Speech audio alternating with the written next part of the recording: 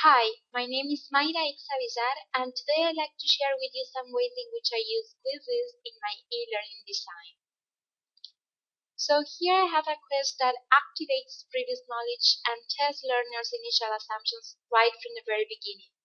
I have started to create this course and I really want to trigger some reactions and responses to challenging situations instead of asking learners to passively consume content and then answer some questions at the end. So in this case, I have used the information and the content provided by the subject matter expert as feedback for each response.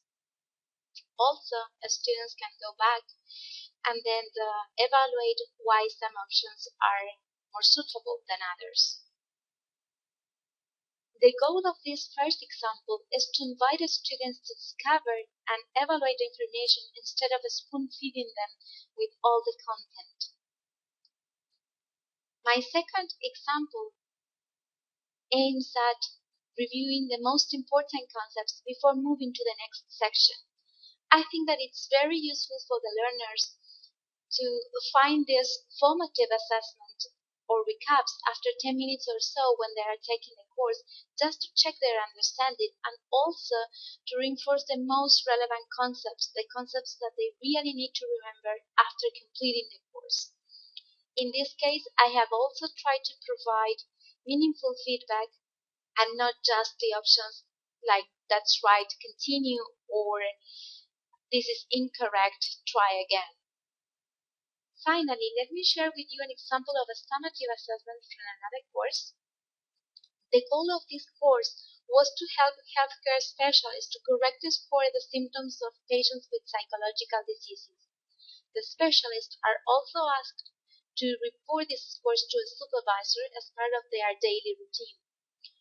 So after watching an interview with a real patient and carrying out some activities to check their understanding during the first sections of the course, in the final assessment, students are asked to decide if the scores shown on the screen are correct according to what they have observed during the interview. Even though I provided guidance and also an explanation with the feedback, I wanted to simulate the situation when they had to face the supervisor feedback. So I thought that I could make some changes to the results slide in order to take full advantage of that last screen, that last moment of the course to continue reinforcing the most important concepts.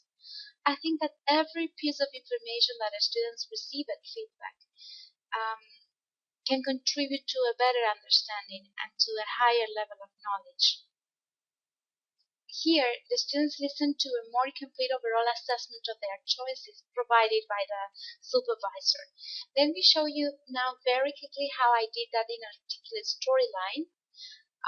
First, I inserted a new slide, that is a results slide. Then I imported this graphic I created in Photoshop.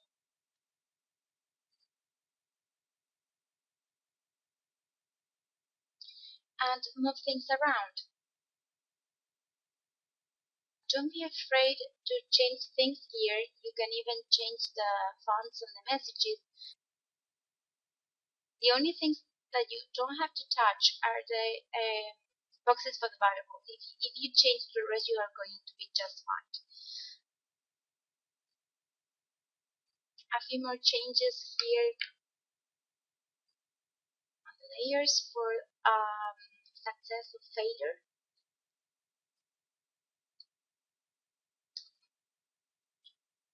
I inserted my character.